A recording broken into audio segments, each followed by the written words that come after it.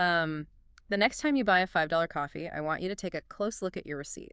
Yeah, because you probably don't realize it. But you just agreed to an exchange rate that's, well, literally based on the skin of 5 male deer. Right. And today we are decoding the hidden and honestly often hilarious language of loot.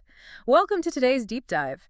We've pulled together this really fascinating excerpt called From Ducats to Dough, decoding the most valuable slang terms for money. And the mission here is to explore how these phrases are basically tiny time capsules. Oh, absolutely. Every time you talk about your cash, you are unknowingly quoting like 13th century Italian merchants or 18th century frontier trappers. Or 1990s hip-hop legends. You use these terms every day. Right, and it's completely invisible to us until we stop to actually examine the language. I mean, money is the medium of exchange, sure, but the slang? That's the actual story of human history right there. Yeah. The vocabulary we use for cash reveals our history of trade, our survival instincts, and, our culture. If you don't know the history of the lingo, you'll never truly be in the loop when it comes to the loot. Okay, let's unpack this. Because to understand how we got to modern internet memes about money, we first have to go way back to the literal physical roots of ancient and European trade. Yeah, we're starting in the old world. Back then, money wasn't a number on a screen or even paper backed by the government. It was a tangible object. The value was literally just the material. Exactly. So the earliest slang terms we still use today originated from those physical objects. Let's look at ducats or ducat, depending on how you pronounce it. Right. These were gold coins from late 13th century Italy. And the genius of the ducat wasn't just the gold itself, right? Because the currency market back then was absolute chaos. Kings were constantly debasing their coins, mixing in copper just to stretch the treasury. Oh, for sure. You couldn't just trust a coin. Right. You had to weigh it, test it, maybe bite it. But the Venetian ducat had such reliable purity, it became this international gold standard. It was kind of like the medieval equivalent of a universally accepted no-fee credit card. It's a great way to put it. It transcended borders. I mean, it pops up everywhere, from Shakespeare's The Merchant of Venice all the way to modern street slang. Right. And what's fascinating here is how our brains naturally try to impose visual order on wealth. If we jump forward to the 19th century, you find this term spondylix. Spondylix. Mark Twain used that one, right? Twain used it. And the etymology is just brilliant. It stems from the ancient Greek word spondylos, which translates to vertebra, the back. Wait, really? That is such a specific, weird anatomical reference for money? It is. But the visual connection makes total sense. This language researcher, Doug Wilson, traced it to mid-19th century students and clerks. Yeah. If you take a bunch of thick coins and stack them vertically on a desk, the ridged cylinder looks exactly like a human spine. In fact, an 1867 textbook literally defined spondylix as coin piled for counting. That's wild. Some bored 19th century student stacking pennies accidentally anchored an ancient Greek medical term into American slang. And it goes deeper than that. There's this crazy historical coincidence. The root word spondylos also gives a spondylus, which is a genus of spiky oyster seashells. Okay. And those specific seashells were used as early currency by the ancient Maya civilization. We're kidding. Nope. Because they were so hard to harvest from deep water, the intense labor created scarcity, which created value. So you have the concept of a spine and ancient deep-water wealth just colliding in this one word. Okay, so spondylix is purely visual. But the British took a much more, philosophical approach. I mean, if you watch any British crime drama, they're always talking about a few quid or a bob. Oh, definitely. Quid has been slang for a pound sterling since the late 1600s. And the source material points out it traces directly to the Latin quid pro quo, literally something for something. Right, stripping away the gold and the shells and focusing on the transaction itself. Exactly. I give you an item, you give me the value. And what about bob? That was slang for a shilling, right? Yeah, a shilling, which was worth 12 old pennies until Britain decimalized in 1971. But the origin of bob is this great historical mystery. A lot of experts think it might be a direct nod to Britain's first prime minister, Sir Robert Walpole. Oh, interesting. Because Walpole was notorious for heavy taxation. So calling it a bob was likely this subversive working-class jab. Like, every time you handed over a shilling, you were giving up a bob to the guy taxing you. Okay, so these concepts worked great in the old world.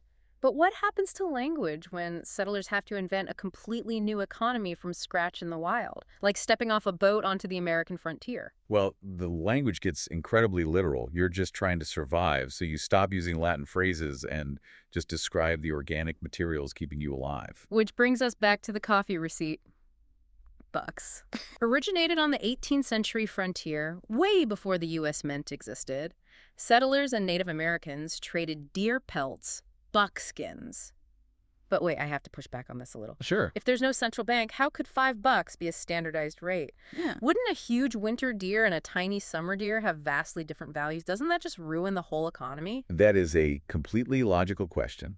But the frontier traders actually solved for that. Huh. A buck wasn't just a random skin. It was a standardized unit of value. Oh, really? Yeah. One large premium winter pelt from a male deer equaled $1. If you only had smaller summer skins, you might have to trade 2 or 3 of them to equal the value of $1. Oh, so it's an actual metric. Exactly. We know this for a fact because there's a specific frontier journal entry from 1748 where a guy records trading a barrel of whiskey for the exact value of $5. Wow. Wait, so when you tell a friend their coffee costs $5, you are literally referencing an 18th century frontier journal. You literally are. That is mind-blowing. And it wasn't just mammals, right? The 19th century coastal slang clams for $1 worked the same way, inspired by Native American show money, or wampum. Yeah. And hilariously, clams is pretty much only kept alive today by SpongeBob SquarePants, where their underwater money is literal clams. That's amazing. But eventually, the government standardized the currency. The frontier was settled. Right. The American Civil War in 1862 was the turning point. The Lincoln administration needed to fund the army, so they issued emergency paper currency, which people instantly called greenbacks. And the reason for that name is just a triumph of 19th century tech. It wasn't just a style choice. No, what's fascinating here is how anti-counterfeiting technology completely shaped our language. The government printed the reverse side with this vibrant green ink. Because early 1860s cameras couldn't capture green, right? Exactly. The wet collodion photography process was basically blind to the color green, so counterfeits would just come out completely washed out. They hacked the cameras. Okay, so once the money is standardized, the slang shifts. We stop naming money after what it is, and we start naming it after how it sounds, feels, and keeps us alive. Yeah, we move into the industrial boom and the slang becomes sensory. Like smackers or smackaroos from the 1920s, it mimics the sound of slapping a bill flat into a hand. Pure onomatopoeia. And simoleons from the 1880s, a total linguistic mashup of Simon, a British sixpence, and Napoleon, a French gold coin. Right, reflecting the melting pot of immigration. But the biggest shift in this era is definitely the food metaphors. Oh, yeah. Let's talk about bacon, like bringing home the bacon. A classic from the 1920s. The origin stories for this are wild. One is catching a greased pig at a county fair, but the other is this 12th century English church that awarded a slab of bacon to married couples who didn't argue for a year. So marital bliss literally paid in pork. Well, yeah. In medieval Europe, fresh meat was a huge luxury. And before refrigeration, a massive salt-cured slab of bacon could feed a family for months. It meant deep, long-term security. That makes total sense. And that connection between wealth and sustenance really peaked during the Great Depression. I mean, dough was already around since the mid-19th century, like earning your daily bread, rolling in the dough. Right. But in the 1930s, money literally equaled survival, hence the term bread. Exactly. With 25% unemployment, you weren't making capital. You were literally standing in a bread line to get the calories to keep your family alive. Bread became the baseline for feeding your family. Then you get the visual puns later in the 20th century, lettuce or cabbage, based on the crisp, tightly layered look of green bills. Yeah, returning to the visual geometry of money. Though not all the terms from this era are that obvious, like moolah from the 1930s is still this huge mystery. Right. Linguists can't agree on it. Yeah, some think it's from the Romani word for money, mol. Others think it's the Spanish word mula for mules, since mules were used as currency. There's even a Spanish phrase, get off your mule, which basically meant pay up. We absolutely need to bring get off your mule back into regular conversation. But speaking of food metaphors evolving, here's where it gets really interesting. Oh. Let's look at one specific dairy product that made the jump from government assistance to the ultimate symbol of modern hip-hop wealth. Cheddar. It's the perfect example of modern hustle slang. The word originated in the mid-19th century, but it exploded in the 1980s. And that's all tied to blocks of welfare cheese. Right, the government cheese distributed to low-income neighborhoods. Exactly. It was this highly visible sign of government aid. But hip-hop took it and flipped it completely. Cheddar went from a sign of low-income struggle to a widespread brag about massive independent wealth. It's irony at its finest. That irony is everywhere in modern slang. I mean, so when people brag about making bank, they're just referencing a 1500s Italian street changer's wooden bench. Yep. The Italian word banca just meant a wooden bench. If a money changer went broke, they'd smash his bench, bancarotta, which gave us bankrupt. That is hilarious. And the faces on our money are just as ironic. Benjamins, dead presidents, the C note for the Roman numeral 100. Yeah, hip-hop gave us It's All About the Benjamins in '97, which is incredibly ironic because Benjamin Franklin was a legendary advocate for extreme penny pinching. He'd hate being the symbol of nightclub bottle service. Right. And dead presidents is a total misnomer. Hamilton on the 10 and Franklin on the 100 were never even presidents. We just ignore the facts because it sounds cool, just like how we talk about paper.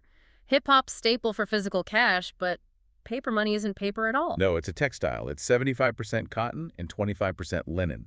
That's exactly why your cash survives an accidental trip through the washing machine. Which brings us to the visual geometry of modern wealth, like the math of hip-hop. You've got guap. Right. From Harlem, likely the Spanish guapo, meaning handsome, a handsome stack of cash. Or fetty from the Bay Area, from the Spanish Bay Area, or literally just confetti, the visual of throwing money in the air. Exactly. And when the math scales up, you get racks, popularized by young Chris in 2011. A rack is a $1,000 chunk based on how banks bundle bills. And if you have enough racks, you need bands. Heavy rubber bands for thick wads of cash. It's the total opposite of chump change. Right, chump change being that mid-20th century black slang for insultingly small sums. It shows how language scales with the actual size of the money. Which brings us to the internet age, from throwing fetty to securing the bag. Ah, the bag. Right. You secure the bag when you get a promotion, or you fumble the bag if you mess up. Yeah. Language is just constantly adapting to how we interact with money. It really is. So, to summarize this incredible journey, from ancient Maya seashells and 18th century deer pelts to blocks of 1980s welfare cheese and rubber bands, our slang is a living museum of human commerce. That's exactly what it is. So to you listening, the next time you talk about making bucks, spending cheddar, or securing the bag, take a second to realize you are participating in centuries of linguistic history.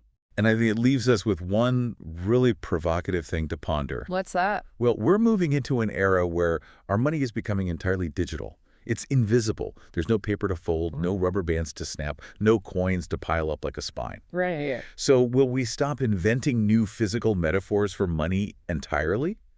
Or is the next generation going to start creating slang based on purely digital concepts? Are they going to name their wealth after pixels, bytes, or bandwidth? Oh, wow. Stacking bandwidth. I guess we'll just have to wait and see what the internet comes up with next. Thanks for joining us on this deep dive, and we'll catch you next time.